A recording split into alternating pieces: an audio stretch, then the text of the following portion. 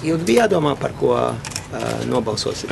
Ilgi nevajadzēja domāt. Esmu gan līdz plusiņus dažiem saviem kolēģiem, ko es gribētu tieši atbalstīt. Nevienu nesmu izsvitrojis.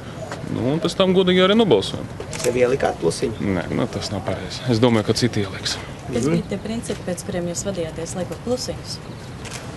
Tas bija ļoti individuāli. Ir daži cilvēki, kam vienkārši tīri cilvēciskiem strādājot kopā pēc 4 gadiem gribēs ielikt plusiņu. Ir daži jaunie, kam es arī esmu ielicis plusiņu, bet tas bija ļoti subjektīvi izvēle, teiksim tā. Ar kādu mērķi jūs piedalāties vēlēšanās? Kas ir tas mērķis, ko jūs gribat sasniegt? Jūs domājat skaitliski? Jā, kaut kāds ir. Man prognoze bija pirms vēlēšanām, ka mēs dabūsim 55–56%. Kā jūs skatoties uz šī brīža vēlētāju aktivitāti un visu, kas apkārt notiek, kā jūs šobrīd vērtējat savas pozīcijas?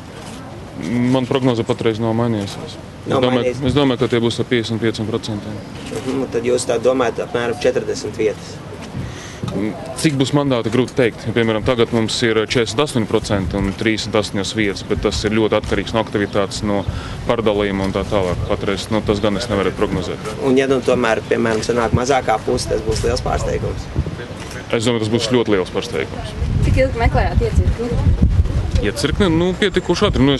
Taču mums izpildu direkcija. Beidz. Tas savu samniecību es tā tik tālu parzinu.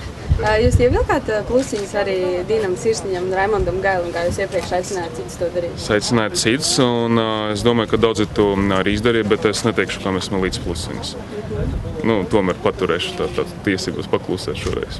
Un kā jūs vērtējat priekšvēlēšanu laiku? Viņš tagad ir oficiāli jau beidzies.